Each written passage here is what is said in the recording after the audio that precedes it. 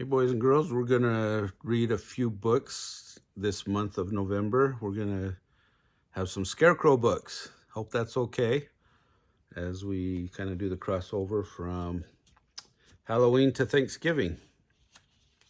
So this book is by Tim Preston. It's called The Lonely Scarecrow. It's illustrated by Maggie Kneen. That's how I think you pronounce it. So here we go. In the middle of a field, under a sky the color of cornflowers, stood a scarecrow. He had a scary face, but a kindly heart. More than anything, he wished that the animals and birds would be his friends. But the creatures of the field were afraid of the scarecrow's flapping coat and big black hat. They were afraid of his beady eyes and his crooked nose and his jagged metal mouth. In the spring, the scarecrow watched the animals play at the edge of the field. He watched the birds as they made their nests. He watched the carefree tumblings of fox cubs and rabbits. He listened to the noisy ducklings by the old pond. And all the time, the animals watched the scary scarecrow, but they never came near. Each day, the swaying wheat in the field grew taller.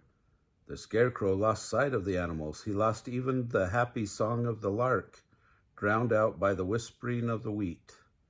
Marooned in the golden sea, the scarecrow lost hope of ever making friends.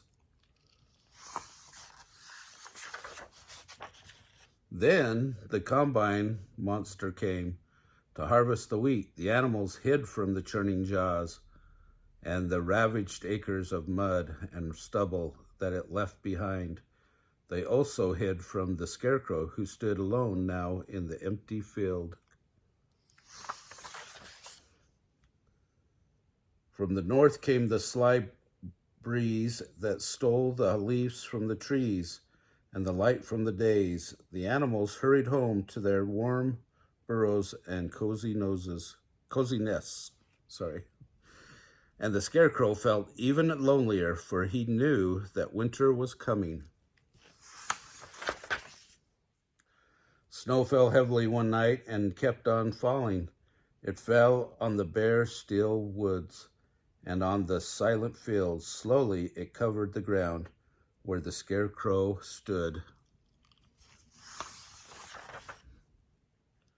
In the morning, the animals woke to a world that had changed. A thick blanket of snow covered the frozen earth. The scarecrow seemed to have vanished, too. In his place stood a jolly snowman.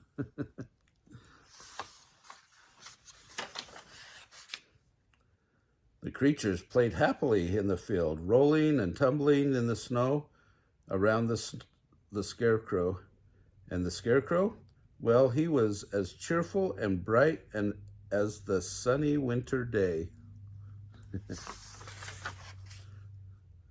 Although he was happy, the scarecrow was afraid of what would happen when he lost the snowy coat. He was afraid that the animals would shrink from his twisted shape. Most of all, he was afraid he would be alone again, and then the sun began to thaw. The snow slipped off the scarecrow's shoulders and dripped from the brim of his hat. When the last patches of snow fell from his face, the animals looked up in wonder. Could the friendly snowman be the same scary creature that they had feared for so long?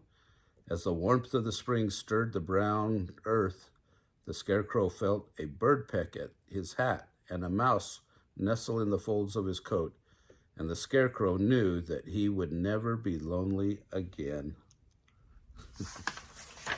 Isn't that a nice story? Anyway, if you like our books, make sure you subscribe to the channel and tell all your friends to subscribe. Thank you. Have a great Thanksgiving.